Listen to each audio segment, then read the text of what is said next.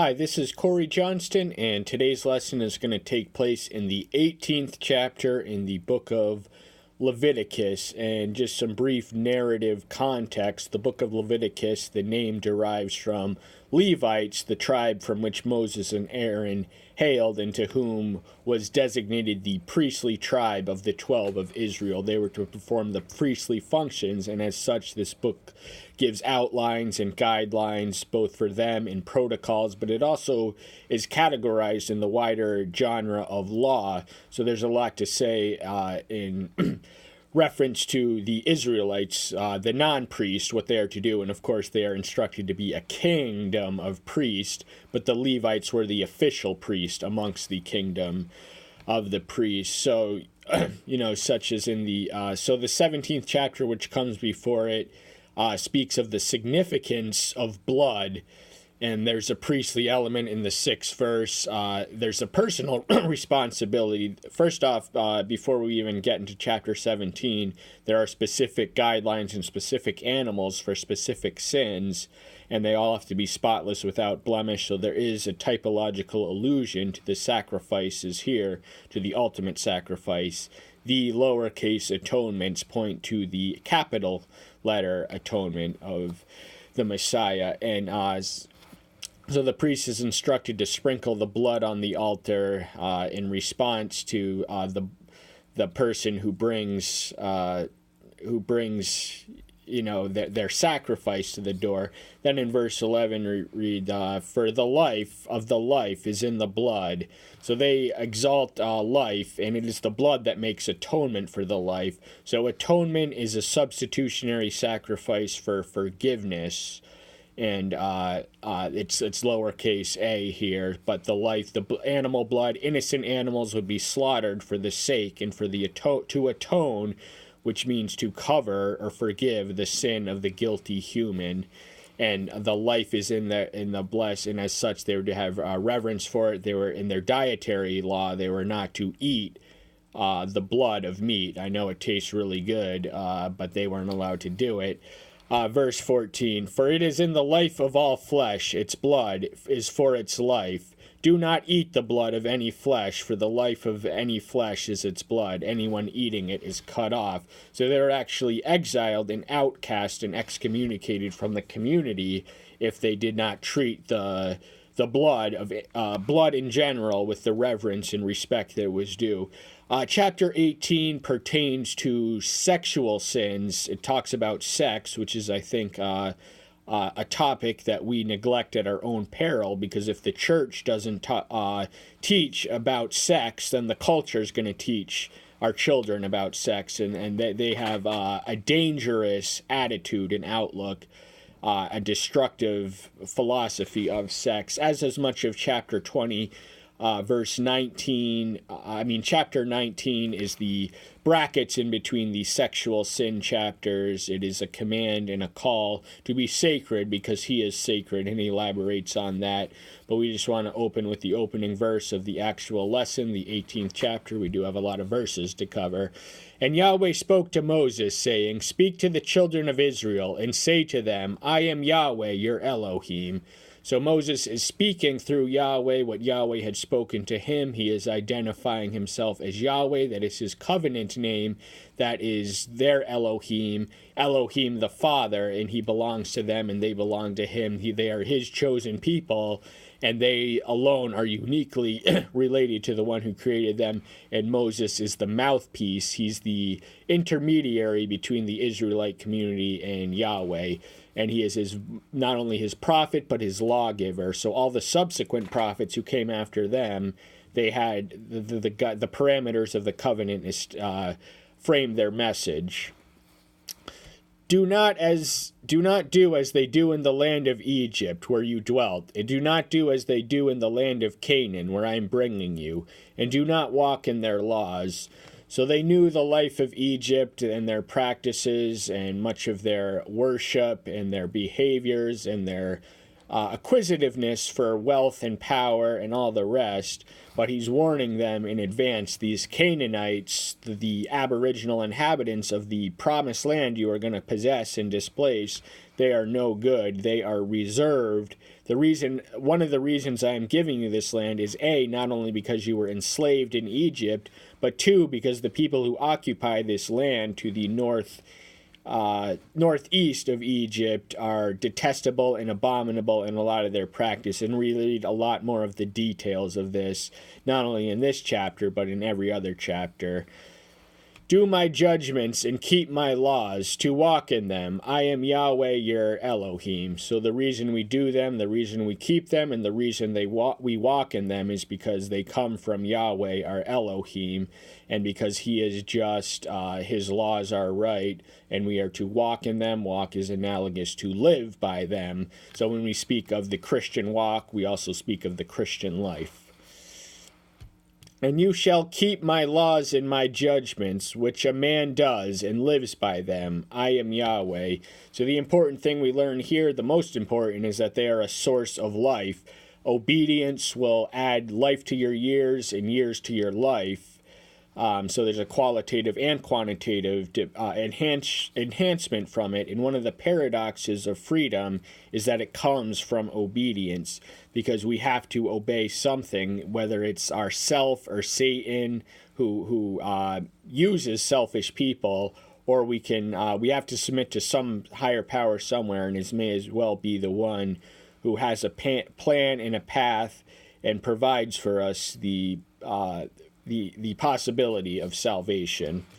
So there is life not only in this life, but life after this life, for walking in his will and obeying his ways and spreading his word at all, etc. No one is to approach anyone of his own flesh, to uncover his nakedness. I am Yahweh. Now, to uncover the nakedness, we're going to read that word a lot in the next few verses. It means it's a lot less innocent than uncover. It means to sexually penetrate. So incest is wrong. It is morally wrong. It is biologically wrong. There are serious behavioral defects of incest, and I think an astounding percentage of the Muslim world is the product of incestuous marriages, and this contributes to a lot of the I hate to say it, demented mentality and the violence. So there are definite biological consequences that are deleterious for marrying within your own family. So he told the Israelites to avoid it like the plague, and he elaborates more specifically on the prospective candidates for incest. The nakedness of your father or the nakedness of your mother you do not uncover. She is your mother. You do not uncover her nakedness.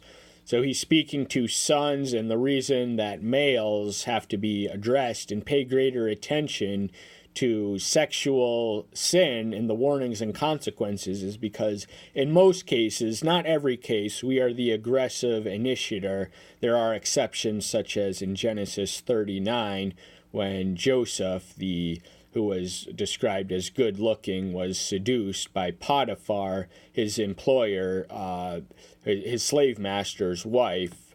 And long story short, she accuses him of rape and drags him to prison, and then he rises and all the rest. But in uncovering your mother, you're also defiling your father, because that's your mother, that's his wife. And of course, most people, it is repulsive, even the idea of having sex with one's own mother. Yet there are people out there for whom this law is specifically written for. So he's not just saying it just to say it. Of course, well over 99% of us need no reminders not to enter into our own mother sexually, but it's all about the 1% that does. The nakedness of your sister, the daughter of your father, or the daughter of your mother, whether born at home or elsewhere, the nakedness do not uncover.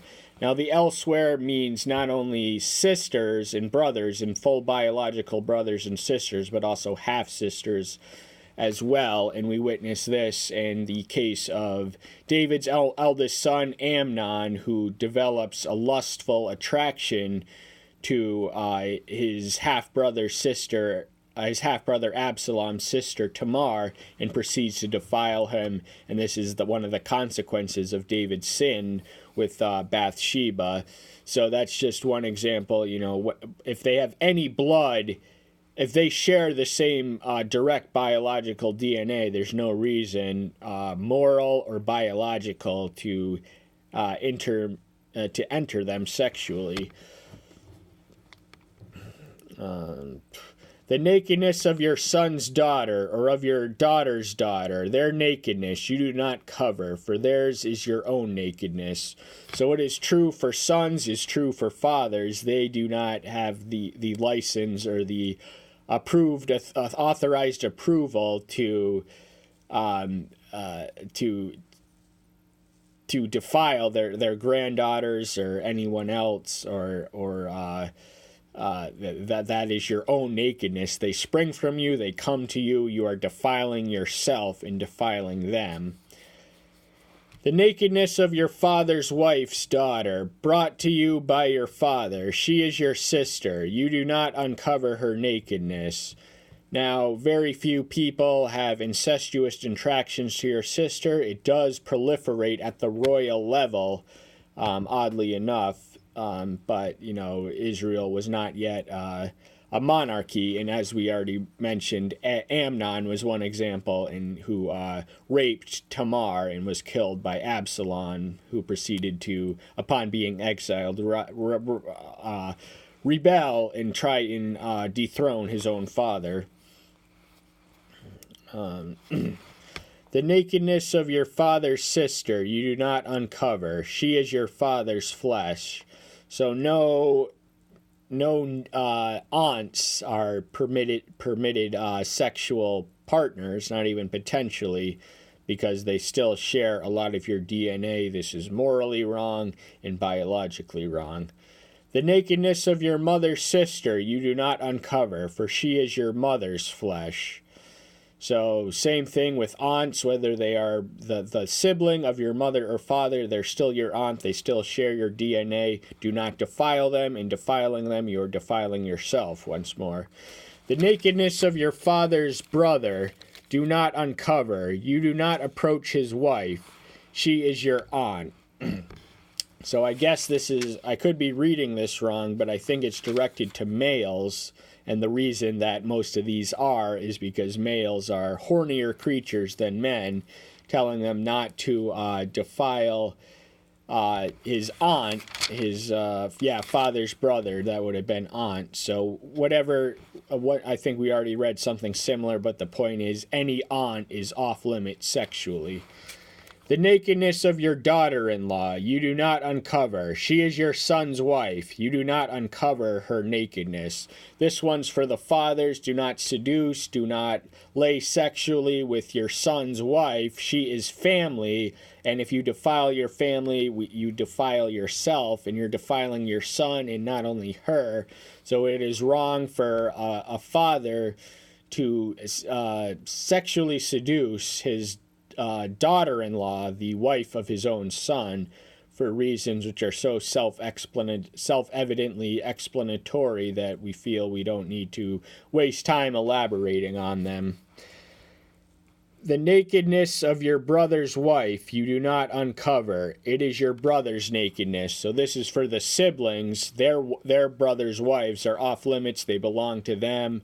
They cannot. It's their possession, the mutual possession. I don't mean to suggest that women are the possession of men. I believe firmly and solidly in the Edenic equation of two becoming one, which is an equalizing force where they cease to be two separate beings and become one. The nakedness of a woman and her daughter you do not uncover, nor do you take her son's daughter, or her daughter's daughter to uncover her nakedness. They are her relatives. It is wickedness. So if there's a female who has a mother and a grandmother or a daughter, you have to pick one. You cannot just sleep with them all, because that complicates their family dynamic. So you are disrupting the harmony of their own family and expanding your sexual selections beyond one. First off, you shouldn't be marrying anyone outside of this is the sin of fornication, which is distinct from adultery. Adultery is same principle. Adultery is the sin of laying with another man's wife or someone who is not your wife. Fornication is just premarital, unmarried sex.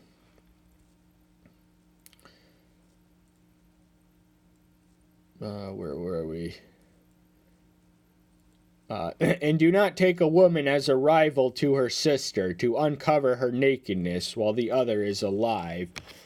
So there is such a thing as someone who is sadistic enough to provoke rivalries and contentions between sisters by showing sexual favor in a mean, cruel sort of way to one and at the expense of the other. So it is possible to, and I think it comes when you lay with both sisters, because then you can use one and say, hey, I'm moving on from you, because otherwise, it wouldn't be, that's not something, an ordinary origin of envy would not be if a male was sexually involved, hopefully by marriage, with a sister, and she had with a woman who had a sister, an ordinary response wouldn't be jealousy, and an ordinary action from the male would not be to elicit such jealousy.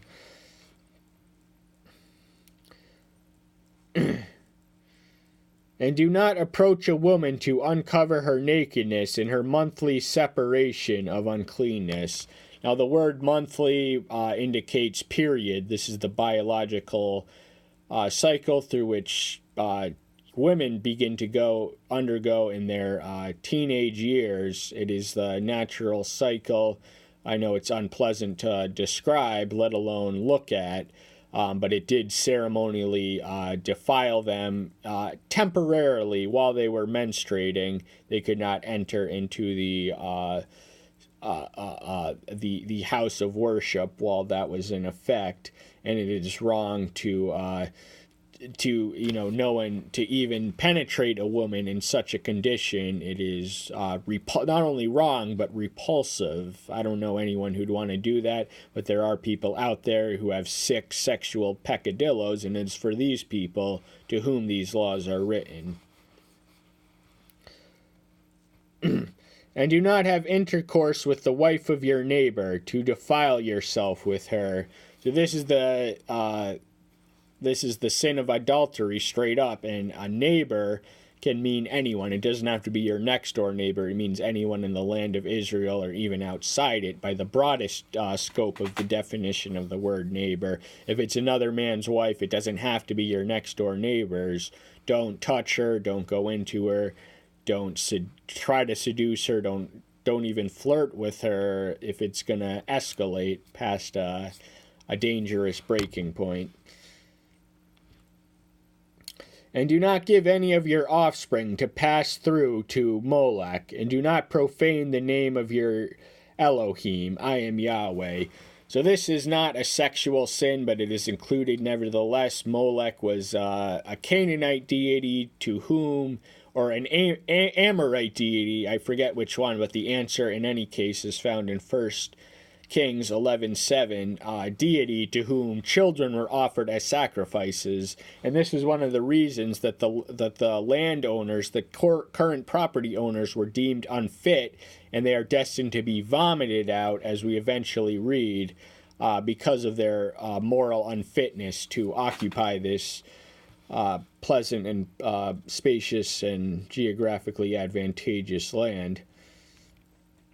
But they didn't want the presence or the influence of Molech worshiper, and his presence and influence is now more than ever prolific in our current age. We have legislators like the state of New York cheering like hyenas, and how sadistic and depraved must be to consider unlimited abortion a milestone. It is a slip in moral depravity. So the culture of death is most alive in the abortions that we have. And do not lie with a male as with a woman. It is an abomination. So to lie with a male as if she was a woman is to lie with a man. This is the sin of homosexuality, and is declared as an abomination. That is the most derogatory term of derision from the sight of the Almighty. That means he absolutely hates the practice, but he doesn't hate gay people, but because within every human is unlimited redemptive potential. So in the 20th chapter, he actually assigns them the death penalty. And is this true for our culture? Not No, it's not, because Israel, the law was fulfilled by the Messiah, Matthew 5:17. Did he abolish it completely? Yes and no. There are three elements of the law. The ceremonial or sacrificial, he rendered all the atonements, of which we alluded to in the 17th chapter in our preamble, eternally obsolete. There's the civil or social law, and this is the secular law. And because no two cultures or two chronological cultures are exactly alike, what is necessary in one is not fitting for others. So, of course, our president, Trump, recently launched a global initiative to decriminalize homosexuality. In a lot of countries, it is a crime punishable by imprisonment or death, and I support the president 100% on that. We want to keep them alive because within every human is theoretically unlimited redemptive potential, and of course there's no harm in them multiplying. Every homosexual is the offspring of a heterosexual, but we do need to contain some of their excesses. Right now, what began as a fight for LGBT equality has since morphed into LGBT supremacy. So if a Christian baker refuses to bake a cake for a gay couple, why should that gay couple be able to sue him for his life savings for a momentary offense? That's not equality, that's supremacy. So we do need to keep a lid on these people, but we should, not hate them or not necessarily tolerate their sin, because tolerance is an inflated virtue in our society, which is also the last virtue of a depraved society. For once all the other virtues are exhausted, the only thing left to do is for people to ask that you tolerate their wickedness, and we are dangerously close to the precipice. And I think much of the moral pollution in our society and culture does in fact come from homosexuals, but they're not worthy of death or anything, and they do have the potential to be Christians and heterosexuals. And do not have intercourse with any beast to defile yourself with it, and a woman does not stand before a beast to mate with it.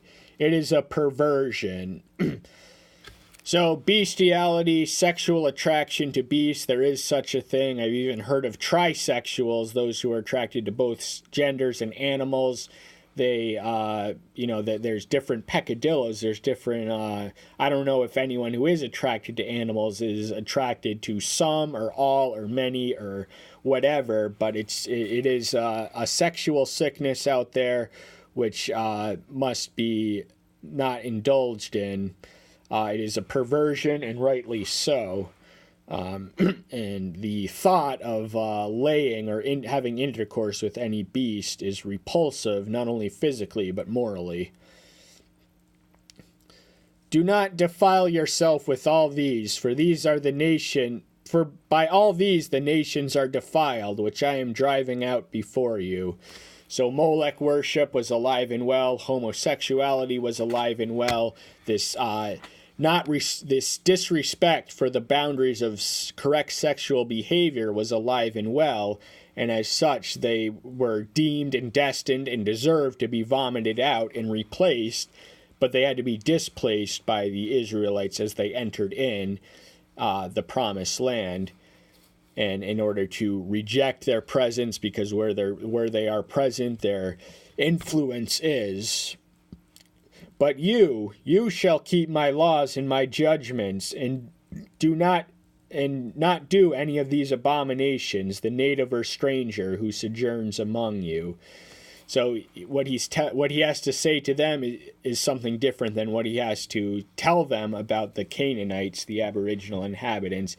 Tells them they are to obey without question or complaint or criticism, and part of the obeying is to not partake or indulge in any of these mostly sexual sin abominations, and what is applicable to the native and the stranger, whether they are Hebrew by birth or just an inhabitant on their land. We can't have pagans coming in and Gentiles doing these detestable practices in our lands. They got to go too. Because the men of the land who were before you have done all these abominations, and thus the land became defiled. So they not only defiled themselves, but they also defiled the land. And the covenant is closely connected to the land. If they defile the terms of the covenant, they will be removed from the land. And but this was ordinary practice. This was commonplace in the culture which came before them, the Canaanites. So let not the land vomit you out of defiling it, as it vomited out of the nations that were before you. So therein they are warned that they have the potential to at least be violated and vomited out of it. If they will be vomited out if they violate the covenant, the terms governing the guidelines governing their relations to their God and themselves in this land, which they were to live by. And this consequence, eventually came to pass. This curse came as a consequence, a little less than a millennia later than this was written, in Judah at least. For whoever does any of these abominations, those beings who do them shall be cut off from their people.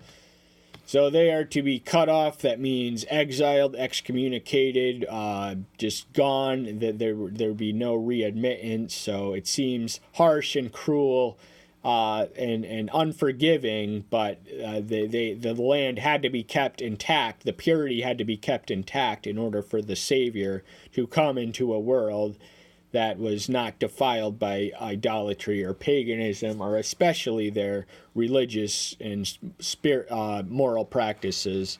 And you shall keep my charge, so as not to do any of these abominable practices which were done before you, so as not to defile yourself by them. I am Yahweh your Elohim. So it closes as it opens. He identifies himself as Yahweh. That's the sacred name, and he is their Elohim. He is one of the manifestations of Elohim.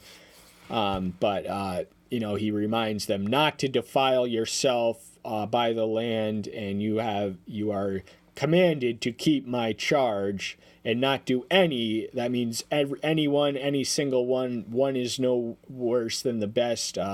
You got to not do any of these abominable practices which were commonplace among the people who I deemed unfit and vomited out of the land. And if the same thing can happen to them, the same thing can happen to you. So that's all the time we have for today. Thank you so much. I'm so glad you're here. Stay tuned until next time. I'll see you then. Bye-bye.